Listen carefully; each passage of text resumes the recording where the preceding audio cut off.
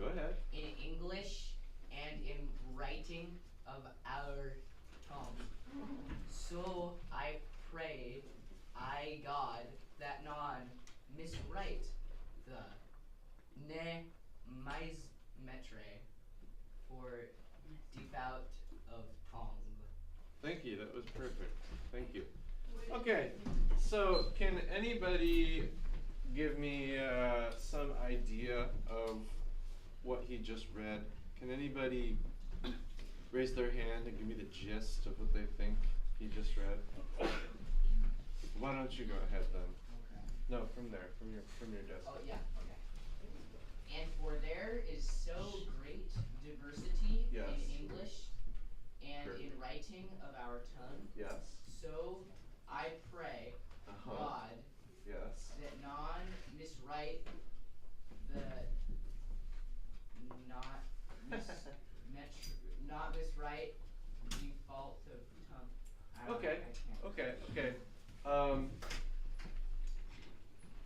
So basically, you did a very good job, first of all, and this is Middle English, and what it basically says is, and this was somebody who was writing, this is an author named Geoffrey Chaucer who was writing in the Middle English period. I'll talk more about the Middle English period in a moment, but just keep in mind it was medieval England.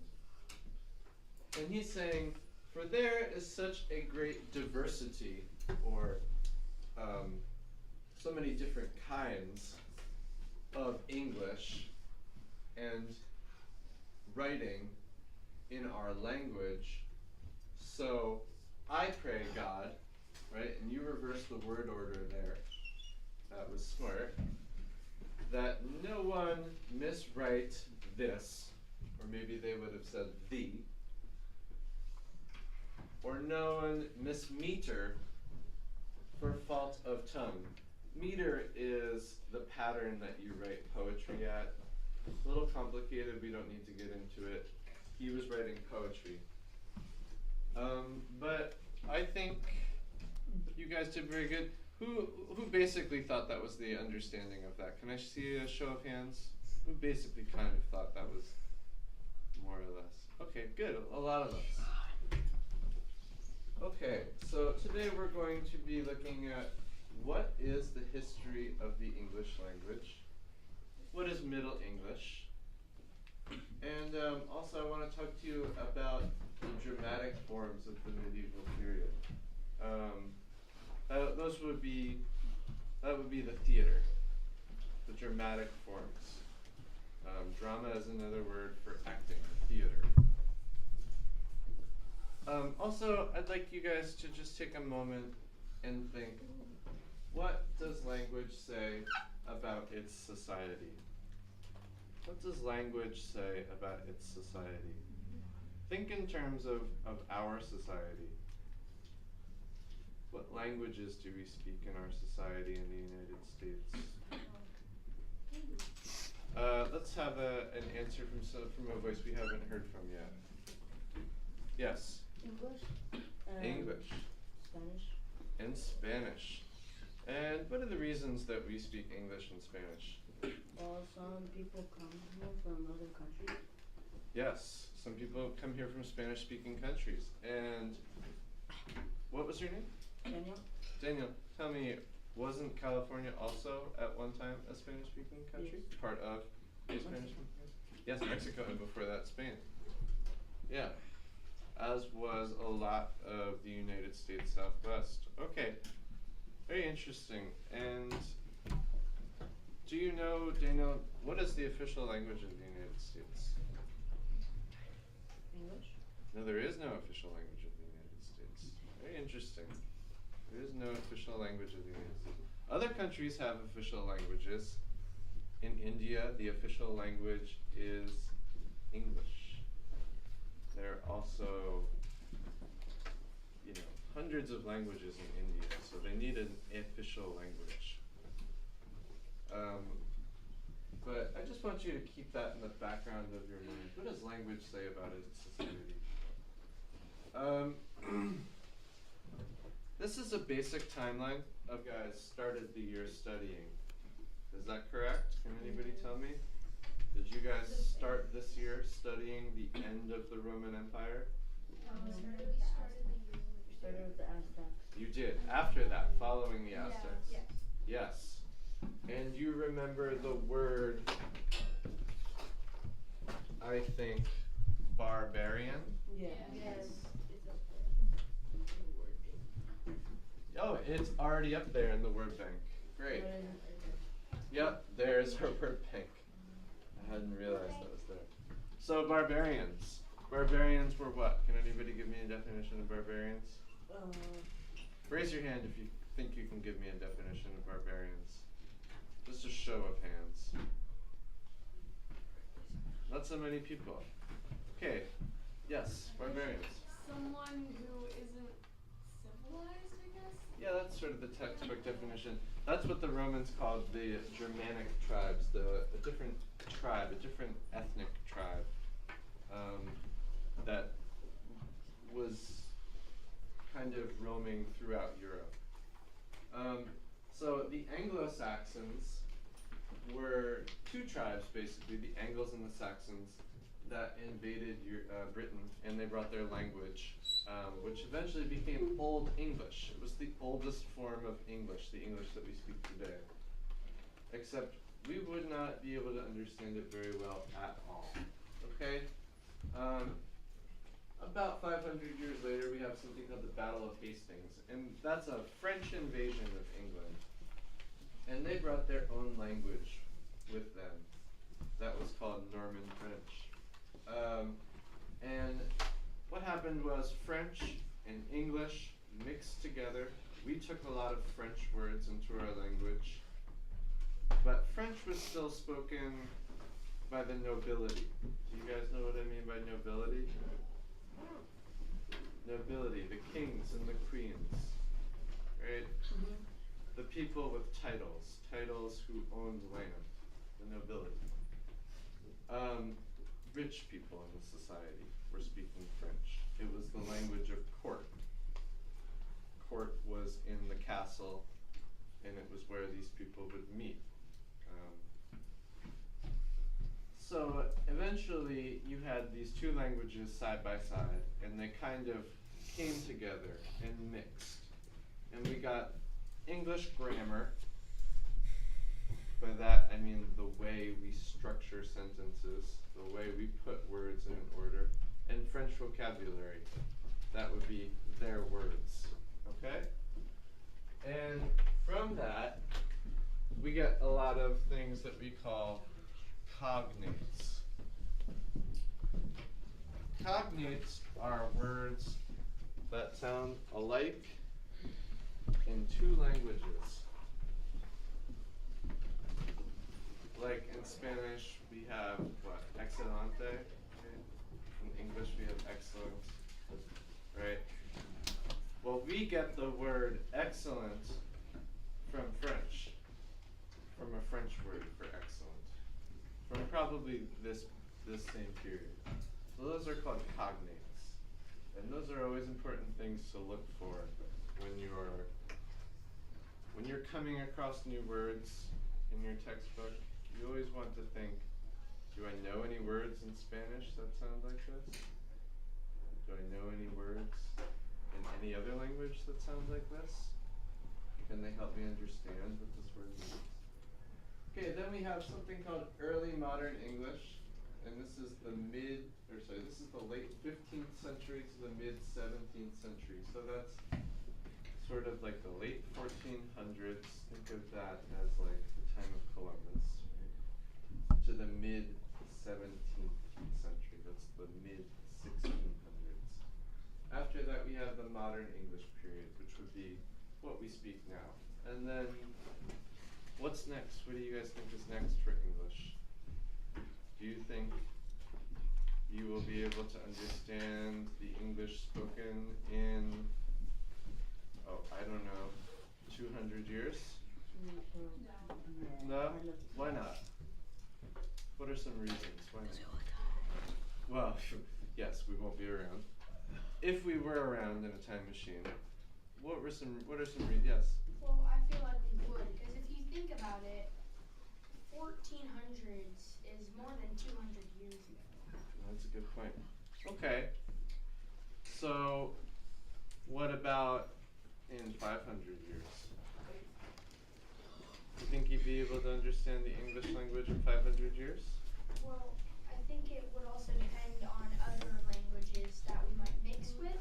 Oh, that's a good point. So if a new language erupts, like if there's a new language existing, then we might mix with that, and then we might not be able to understand all the words, but it will be similar, close enough that we can probably decipher what it means, but maybe not exactly. Okay. Show of hands. Who thinks that we'll be able to understand the English in 500 years? Time machine. Okay. Some people are confident. In the back. I have a question. Terry is. Yes. We have right now modern texting. Okay. So basically, word most of the time without vowels. Uh huh. We have symbols we use, emojis. Yes. And unfortunately, you think all these language changes came because the country was conquered by somebody else. For some reason, should the United States ever be conquered by China, I suspect we'll be speaking a Chinese version of English. So if we ever get conquered by another country, those are vastly different languages, and they do blend in. And in a lot of ways, Chinese has blended in a lot of English. Not so much the other way around yet, but you do bring up a good point about pictograms and emojis and being conquered. I think we've all been conquered a little bit by our cell phones. We are simplifying our language down to pictures. Please, remember I did ask about the sound. So let's try to think. Okay, so these were our Germanic tribes. Anglo-Saxons came from this area. This is Denmark, Germany, the northern Netherlands. Okay, these are some other tribes you might have remembered from your chapter, your unit on the fall of the Roman Empire. The Saxons, the Franks, the Bavarians, the Ostrogoths, Lombards, Burgundians, Visigoths. These were the tribes that were responsible for the fall of the Roman Empire. And around the same period, they also invaded England. Another important source of a lot of words in our language are from Denmark and Norway. The Norse tribes invaded this part of England, right here, what we would call the northeast of England. And a lot of their words are still used there today. A lot of words from Norway and Denmark. So that almost, if a speaker of Norwegian or Danish were to visit those areas, they might hear glimpses of words they know, words they speak. Again, this is a map of invasion. These are very important tribes for our language. This one up here is called the Jutes or the Utes, the Angles and the Saxons. Right after the Romans left, they invaded and they sort of established themselves here. Three basic kingdoms: the English Angles, the English Saxons, and the English Jutes or Utes. And this was sort of the border of the old Roman British Empire in this dotted kind of circle. Outside of here, we're still seeing a lot of Celtic still spoken in these areas that say Britons, Picts. So after that, we had three major dialects develop: Northumbrian in North England, Mercian in Central England, and West Saxon, also Kentish, so four. What are dialects? Does anybody know what a dialect is? If you were to go to, let's say, how many people here speak Spanish?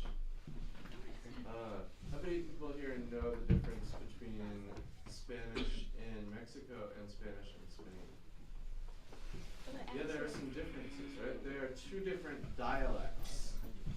Two different dialects of the same language, right? You guys can understand each other, but there's different vocabulary that you guys use, right? Different slang, different expressions. Yeah. So, would it be like how, for people who speak Spanish in Mexico and people who speak Spanish in Spain, would it be like English, how like people speak English in America and then how people speak English in England? Very like that, yes. Different spellings sometimes for the same word.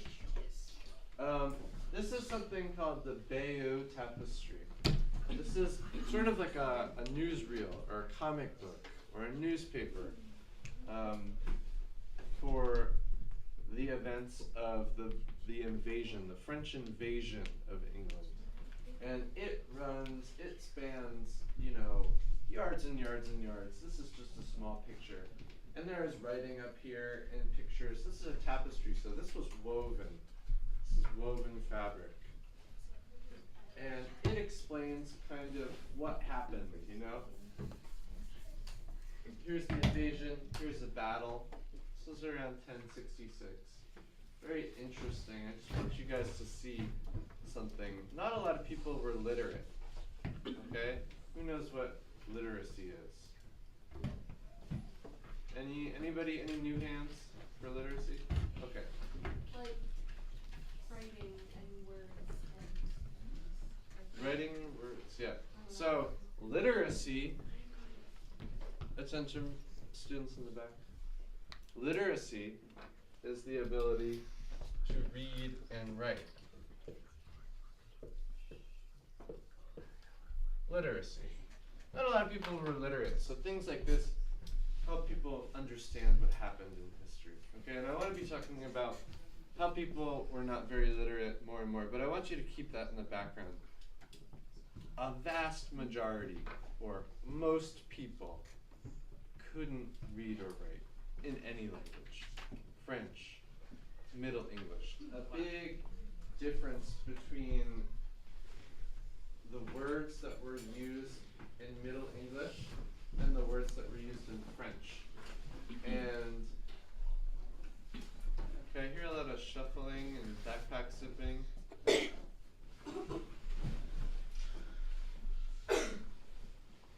Anglo-Saxon origin words. These were the English words. Cow. And then from Anglo-Norman, the French, beef. Who would know, why are there two different words for cow and beef that come to our language? Why do we call the animal one thing but the food another? Why does the animal come from an English word while the food comes from a French word? Yes? Well, I don't know why, but chicken, you call the food of chicken. Yeah, that's an interesting example. True that. But we also have True that. hen, which comes from the Old English, and chicken, which comes to us from the Old English. But we also have another word that you might see or hear sometimes called poultry, which comes from the French pouletry, the word for chicken. So the reason was because a lot of the English were farmers or herders, and they were the ones that were expected to work with the animals. They were the ones that were expected to work with the animals. While the French were rich enough to afford a lot of the meat and the products. Right, so we have swine or pig from Old English, while we have pork from French. We have sheep from Old English, while we have mutton, which is what you say when you eat a sheep, from French. You have deer from Old English, or hart from Old English, but venison, the meat, from French. Snail from Old English, escargot from French, when you eat a snail. Dove from Old English, and pigeon from French. They also, strangely enough, strange to me, strange to us, they perform plays. They perform plays, very strange. strange. You could think of like a group of construction workers getting together and performing a TV show for you guys in their spare time or something.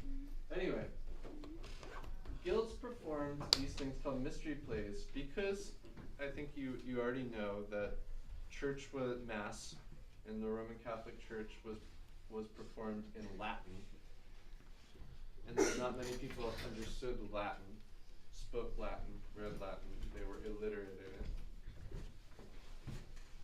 They wanted to understand what was happening in church, and when they left church, they would see these guild members pull up in a pageant wagon, and they would kind of play out different scenes from the Bible, maybe having to do with what was just seen in church, maybe not, you know. But these were for illiterate people, people that couldn't also speak Latin. And they had comical scenes, you know, and it was performed in the language that you could understand. So if you were in Spain, say, and the mass was in Latin, you might go out of the church doors and see a little biblical play in Spanish. If you were in England, you would go in for mass in the cathedral or the church, and you would see a Latin mass, and you wouldn't understand any of it, maybe a few phrases. And then you'd go out and you'd see a guild perform a play in a language that you could understand, Middle English. Okay. They were banned for some time. Pope Innocent III banned them for a period in 1210.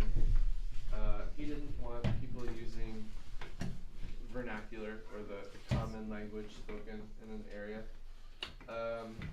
But they were a way for non-Latin speaking people to understand the Bible. And that's a very important thing in the units that you guys will probably go on to study in something called the Reformation.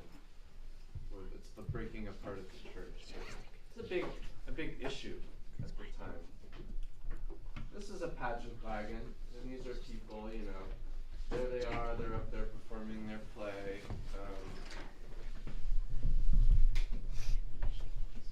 Take a moment, more of a moment to look at that. So this would roll through town. Sometimes they would perform these plays in things called cycles. And it would be an all-day thing. Like, you know how you binge watch shows? Who here binge watches shows? Yeah. So they kind of, yeah, me too. So they kind of binge watched plays. It's the best they can do. It's the best they can do. They were performed in things called cycles. They would pretty much stand out there for like 12 hours. Every man finds all these friends and he says, will you come with me to heaven? Or, you know, I'm going to die, can you come with me? And everybody's like, hey, I'm your best friend, but they don't want to come. They all have different excuses. Okay?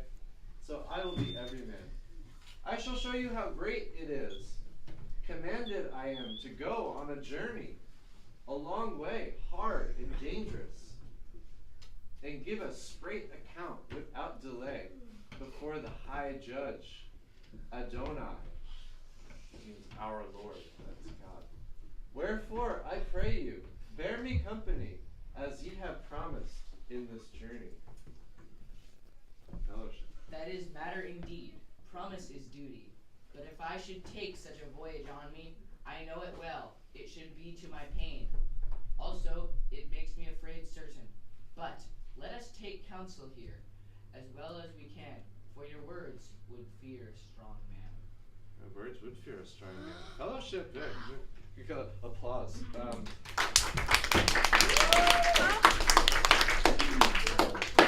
Fellowship does not want to come with every man. Nobody wants to come with every man except for one character. Well, death is going anyway. His name is Good Deeds. Good Deeds. Good Deeds is the only character that wants to come with every man. And Good Deeds is this skinny kind of skeletal thing made, it represents all the good deeds that this person, all the good things that this person has done in their life. And he can only take his good deeds to the grave with him. Right? Those are the only things that he'll be judged by, or he'll be remembered by. Good.